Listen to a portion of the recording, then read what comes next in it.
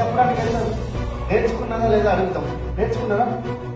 డబ్బులు ఎక్కడైనా ఎలా సంపాదించవచ్చు అనే ఏదైనా కాలేజీలో కానీ యూనివర్సిటీలో కానీ మీ స్కూల్లో కానీ ఎక్కడైనా చెప్పారా? ఓన్గా ట్రై చేస్తారు, కానీ ఏ స్కూల్లో అయితే చెప్పలే కదా డబ్బులు ఎలా సంపాదించాలని. కానీ ఇక్కడ విడిక్టివ్ ఎడ్యుకేషన్ సిస్టమ్ మాత్రం మీకు ఇక్కడ కనిపిస్తుంది. ఆ ఎడ్యుకేషన్ సిస్టమ్ మీకు నేర్పిస్తుంది డబ్బులు ఎలా సంపాదించాలి, డబ్బులు ఎలా నిలబెట్టుకోవాలి, మనం 3 తరాలకు ఎలా సంపాదించాలి, సృష్టించాలి, క్రియేట్ చేయాలని చెప్పి నిలబెట్టుతుంది మనకు. సో దాని గురించే చెప్పడానికి నేను రావడం జరిగింది.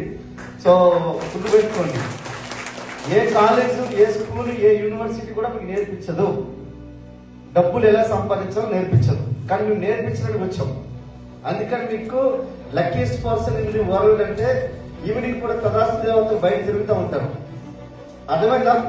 తదాస్తు అని అనుకుంటే జరిగిపోతుంది. అది అర్థమైందా? మీకు ఎంత శాలరీ వస్తుందండి? నాకు కూర్చో, శాలరీ వస్తుంది 25,000. సో ఒకసారి నాకు కూర్చో, 28,000 శాలరీ గురించి 21 పోరాటం చేస్తారా లేదా? మీరు ఆలోచించండి. 30,000 ఇంచుమించుగా 30,000 జీతం, ఆల్మోస్ట్ 3,60,000 రూపాయలు ప్యాకేజ్ వాళ్ళది, అవునా కదా? దాని గురించి జీవితాంతం ఎంత కష్టపడి ఉంటారు.